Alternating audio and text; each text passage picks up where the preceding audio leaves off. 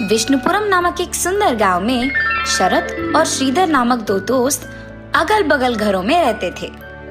शरत एक अच्छा आदमी था और दूसरों की सहायता करता था। श्रीधर बहुत लालची था। वो दोनों रिक्शा चलाते हुए खुशी से जी रहे थे। एक दिन सुबह वो दोनों रिक्शा स्टैंड में रिक्शा को रख के ग्राहक के लिए इंतजार कर रहे थे। तब एक आदमी शरत के पास जाता है। सुनिए, बस स्टैंड को आओगे? ये क्या?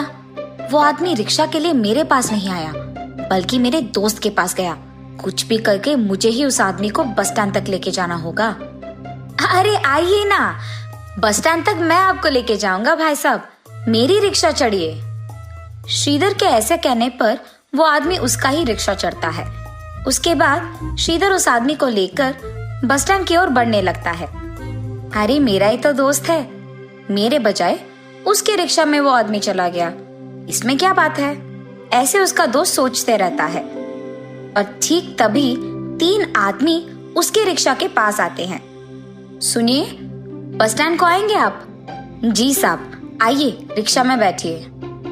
तब शरत भी उन 3 आदमियों को लेकर रिक्शा चलाते हुए बस स्टैंड तक पहुंचता है। रिक्शा चलाते हुए शरत सोचता है, मेरे दोस्त के उस आदमी को ले जाने के कारण ही मुझे अब 3 ग्राहक मिले। ऐसे सोचते हुए वो उन तीनों को बस स्टैंड में छोड़ देता है।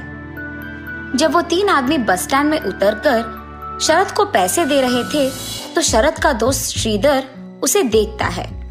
अच्छा, जल्दबाजी में मैंने गलत फैसला लिया। पहले जो एक आदमी आया था उसको मैंने ले लिया।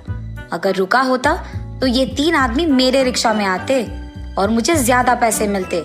ऐसी सोचकर श्रीधर उसके दोस्त के पास जाता है और फिर वहां से दोनों चले जाते हैं। ऐसे बहुत साल बीत जाते हैं। एक दिन वो दोनों रिक्शा स्टैंड में ग्राहक के लिए इंतजार कर रहे थे। तब, अरे शरत, एक समय में हम अगर रिक्शा स्टैंड में इंतजार करते थे तो बहुत सारे ग्राहक आते थे, पर आज के समय में कोई नहीं आ रहा है क्योंकि सबके पास अभी ऑटो है, कार है और उन्हीं में जाना पसंद करते हैं। इसीलिए हम चाहे जितना इंतजार करें, लोग तो नहीं आएंगे। अरे हाँ श्रीधर, लेकिन अब हमें अगर ऑटो खरीदना भी है, उतने सारे पैसे तो हमारे पास नहीं है ना। वैसे भी रिक्शा में बैठने के लिए कोई नहीं आ रहा है। इससे बेहतर तो यही है कि हम ये काम छोड़कर शहर चले जाते हैं और वही कोई काम करते हुए खुशी से जी सकते हैं। श्रीधर, चाहे जो भी हो जाए, मैं अपना गांव छोड़कर कहीं नहीं आऊंगा। मुश्किलें तो हर जगह होंगी ना। इसका मतलब ये थोड़ी है कि हम गांव छोड़कर कहीं और चले जाए।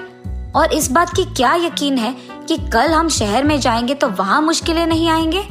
तो मुझे यही रहना है और इन मुश्किलों का सामना यही करना है।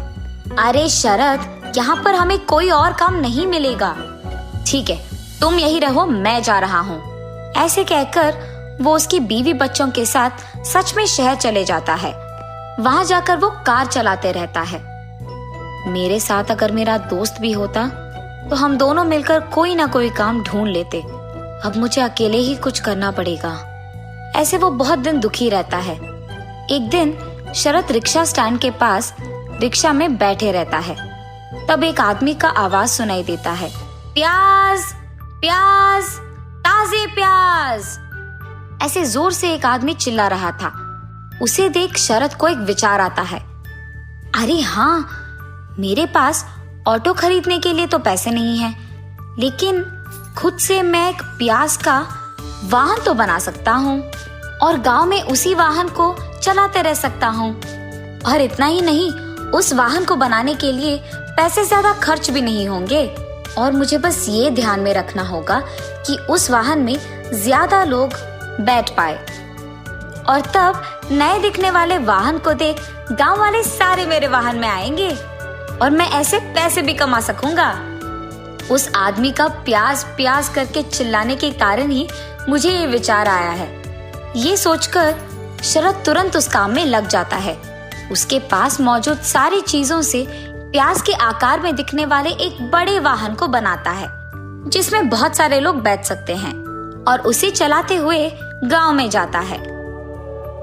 Bus stand, railway station, Ramalaya नगर, आइए बाबू आइए, जल्दी आइए, ऑटो से भी कम दाम में मैं लेके जाऊंगा, आइए बाबू आइए।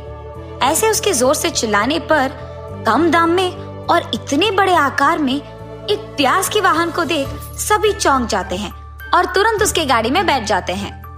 ऐसे ही कम दिन में शरद का प्याज की तरह दिखने वाले वाहन में बहुत सारे लोग बैठते हैं और वो बहुत प्रसिद्ध हो जाता है, इतना कि कुछ ही दिनों में वो और थोड़े प्याज के वाहन बनाकर उनमें दूसरों को चलाने के लिए नौकरी भी देता है। ऐसे वो वाहन चलाते हुए बहुत खुश रहता है। तब एक दिन श्रीधर उसके पत्नी के साथ शहर से गांव आता है। गांव आते ही उसके दोस्त शरद के बारे में सबके मुंह से प्रशंसा सुनकर वो चौंक जाता है। यहाँ मैं हूँ जो शहर जाकर कार चलाते हुए आए हुए पैसे कम पड़ जाने के कारण कर्ज लेकर दुख में जी रहा हूँ, और मेरा दोस्त यहाँ इसी गांव में इतना प्रसिद्ध गाड़ी चलाते हुए इतनी प्रशंसा पाते हुए खुश है। अगर मैं भी इसके साथ यहीं रहता तो शायद मैं भी वो प्रसिद्ध गाड़ी चलाता और खुश रहता। अरे हाँ, मेरे दोस्त को वैसे भी मुझ पे बहुत भरोसा है, तो मैं एक काम करूंगा, उसे मैं अपने साथ शहर ले जाऊंगा, फिर उसके सारे वाहन को मैं ले लूंगा और उसे वहां छोड़कर मैं दूर भाग जाऊंगा। तब उन सारे वाहन को बेचकर आए हुए पैसों से मैं अपना कर्ज चुका पाऊंगा और खुश रह पाऊंगा। लेकिन मेरा दोस्त तो मेरे कहने के बावजूद अपना गांव छोड़कर नहीं आएगा। हाँ, मैं अपनी बीवी को उसकी बीवी से बात करने के लिए कहूंगा, तब तो उसे आना ही पड़ेगा। ये सोचकर श्रीधर उसके बीवी के पास जाता है। नर्मदा, तुम मेरे दोस्त की पत्नी के पास जाकर उससे बात करो और उसे मनाओ कि हमें शहर जाना होगा, और ऐसे वो जो कुछ भी सोचता है उसकी बीवी को बताता है। ठीक है जी, मैं वही करूंगी। ये कह के नर्मदा शरद की बीवी के पास जाती है। अरे भाभी, आप भी मेरे साथ शहर आ जाइएगा। वहाँ अगर आप ये प्याज की वाहन चलाएंगे ना तो बहुत सारा पैसा मिलेगा। हाँ, और उतना ही नहीं, यहाँ से वहाँ रहने में भी दुगना अच्छा होगा। हाँ, मेरे पति भी वहाँ कार चलाते हुए बहुत सारे पैसे कमा रहे हैं। आपके पास तो पहले से ही बहुत वाहन है, वहाँ आएंगे तो और भी पैसे कमा पाएंगे। जी भाभी, ये तो अच्छा विचार है, जरूर हम सब आपके साथ शहर आएंगे। ये कह के वो उसके पति शरद के पास जाकर, सुनिए, हम भी आपके दोस्त के साथ शहर जाएंगे ना जी, वहाँ यहाँ से दुगना अच्छा होगा और दुगने पैसे भी मिलेंगे, पता है आपको। अच्छा, तो तुम ही चले जाओ। मैंने पहले भी कहा है, मुझे ये गांव छोड़कर कहीं नहीं जाना है, यही मेरा घर है। उसके पति के ऐसे कहने पर इसी बात को कहने वो नर्मदा के पास जाती है। वहां पहुंचते ही पति पत्नी को कुछ बात करते हुए सुनकर वो दरवाजे के पास ही रुक जाती है। नर्मदा, क्या तुमने मेरे दोस्त की बीवी से बात किया है? कुछ भी करके उन्हें हमारे साथ शहर ले जाना ही होगा। अरे हाँ जी, उसने तो मेरी बातों पे यकीन कर लिया है, वो दोनों पक्का आएंगे शहर। तब हम उनके पास मौजूद सारे वाहन को बेचकर हमारे कर्ज चुकाएंगे और हम खुश रह पाएंगे। दरवाजे के पास खड़े हुए शरद की बीवी ये सब सुन लेती है और भागते हुए उसके पति के पास जाती है। सुनिए, हम शहर नहीं जाएंगे, ये सब आपके दोस्त का चाल है। और ऐसे उसने जो कुछ भी सुना अपने पति को बताती है। क्या मेरा दोस्त कर्जों में फंसा है, इसीलिए वो ऐसा है?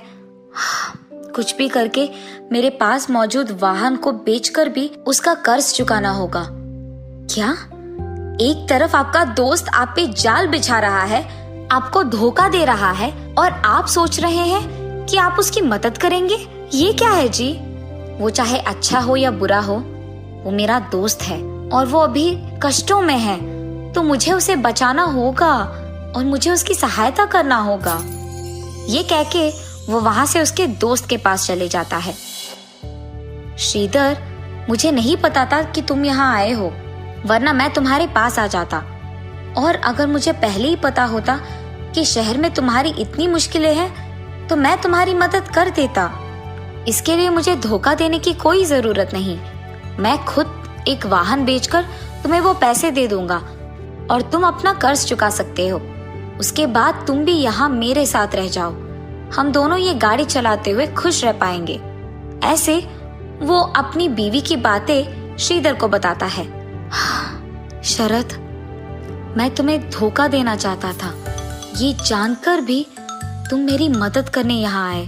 मुझे अपने आप पे घिन आ रही है और मुझे अब अपनी गलती का एहसास हुआ है। तुम एक अच्छा इंसान हो और उससे बेहतर दोस्त हो मेरे। अब से मैं तुम्हारे साथ ही रहूंगा और आइंदा ये गलती नहीं करूंगा। तुम्हें अपनी गलती का एहसास हो गया ना, और तुम मेरे साथ रहना चाहते हो। बस यही चाहता था मैं। अब मुझे बहुत खुशी है। हम दोनों को हमेशा ऐसे ही रहना है। तब से वो दोनों दोस्त साथ में रहते हुए उसी गांव में प्याज का वाहन चलाते हुए बहुत खुश रहते हैं।